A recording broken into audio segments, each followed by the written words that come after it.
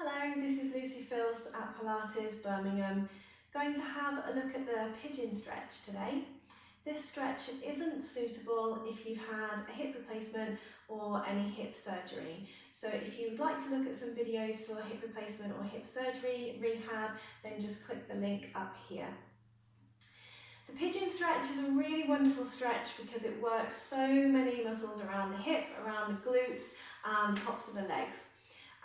It's quite a difficult exercise to do, and if you attend classes that are maybe at quite a high level, this exercise, when it's taught at full posture, can be quite inaccessible.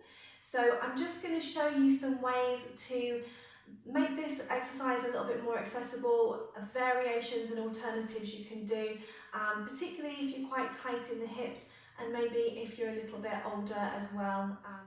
Good, so let's get started in the posture, and we'll start on the hands and the knees. So knees are under the hips, the hands are underneath the shoulders. So just to get into your mind that there's no, it's not like you can do this posture wrong. You just need to do this posture in a safe way, so you don't have to take it to its full extent. You just work into it as much as you feel comfortable to. We'll take the right knee up towards the right thumb. And then with your right foot, you're just going to bring it across so it sits in front of the left thigh. Now, sometimes, particularly if you go into quite advanced yoga classes, this leg will be brought all the way up to here, where you're creating a parallel position with the edge of your mat. I personally never teach this stretch in that way because I'm often working with people who have been recovering from various knee problems and hip problems, and personally I feel like when the foot is here, it is in a much safer place. You're not going to damage your knee, you're not going to damage your hip, and the stretch works just as well in this position. So sometimes you might actually find that this is enough in the posture. You might feel that that's really stretching into your hip flexors here and into your inner thighs, into your groins on this right leg here. If you do feel like you can move a bit further into the stretch, you can start to slide your left knee back. So I've moved into it quite deep there, but what you can do is you can just move into it a little bit more and be here. Main things we don't want to do, whether you're here or further back, we don't want to be dropping down in that right hip. So we want to try and maintain a level position across the back of the pelvis. So whether you're here or whether you're further back here. So again, we don't want to be dropping down in that right hip. So we're level across the back of the pelvis. So this will automatically give you a lot more of a stretch into the inner thigh on the right leg, into the groin. You'll also start to work around on that right side into the glute. You'll be working glute max, glute min and glute med. And you'll be working your hip flexors here on this left leg. If it feels quite intense on your lower back in that extension, particularly if you do have any lower back problems, you might feel more comfortable coming down onto your elbows. Try not to get all crunched up in your shoulders and hanging your head down. Try to maintain that nice line of the spine runs into the neck to the crown of the head. So you can be here if you need to take that pressure a little bit off the lower back. If you feel like you're okay in this position here and it's fine on the lower back, you can work a little bit more into the stretch by bringing your hands a bit further back. You can be on your fingertips if you want to, and then you're really lifting yourself up into the stretch. So I would take particular caution if you are working with a slip disc. This exercise is okay, and actually it will help you to move any disc herniation back into place, but it may feel very, very strong. So coming up into this really extended position in the spine might feel like quite a lot. So again, have the hands further forwards, but keep that straight back position. Don't let yourself get down here. So really, that's as far as I take the pigeon stretch in my classes. I don't lift the foot. I don't aim to get the head back any further.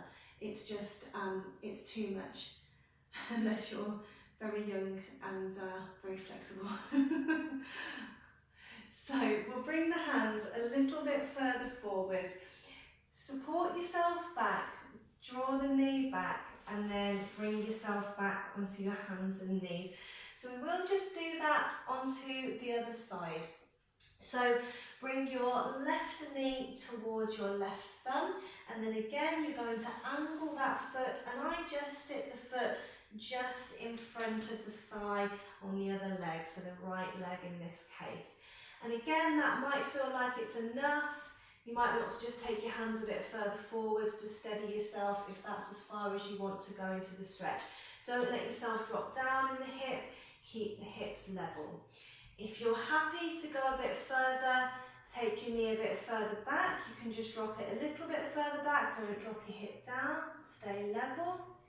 And if you can take it a bit further, take it a bit further. And remember, we're really just trying to get a stretch out into the hips. So groin adductors and all the muscles around the hip and into the glute here, hip flexors on the other side. So if it does feel too intense on the lower back, drop yourself down onto the elbows. Don't get crunched up in your shoulders, shoulders down, neck in line with the spine. If you are okay in this position and you want to go a little bit further into the stretch, bring the hands back and you can really lift yourself up into the stretch. And again, just be mindful, those of you that are maybe working with slip disc, it's going to feel probably quite intense. It is a good exercise to do, but if it does feel too intense, take those hands further away and lessen that extension on the spine. Just bring yourself a little bit further forwards. Try not to round the back. You need to just let the pelvis rest down. Try not to dip over to the side. You need to keep yourself level. And again, that's as far as I move into this posture in my classes.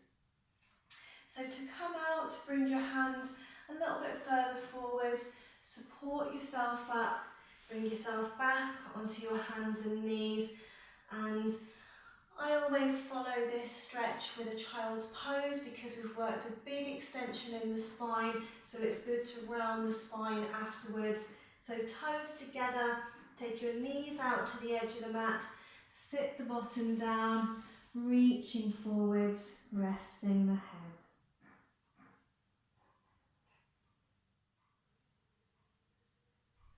And raising the head, we'll walk the hands steady up. So if you enjoyed the content in this video, you can click up here to see my other videos. And if you click up here, you can subscribe and get notifications when I release new videos. And also if you click up here, you can get in touch with me to find out how you can join online Pilates classes and do online personal training with myself. Thanks so much for watching. I'll see you soon.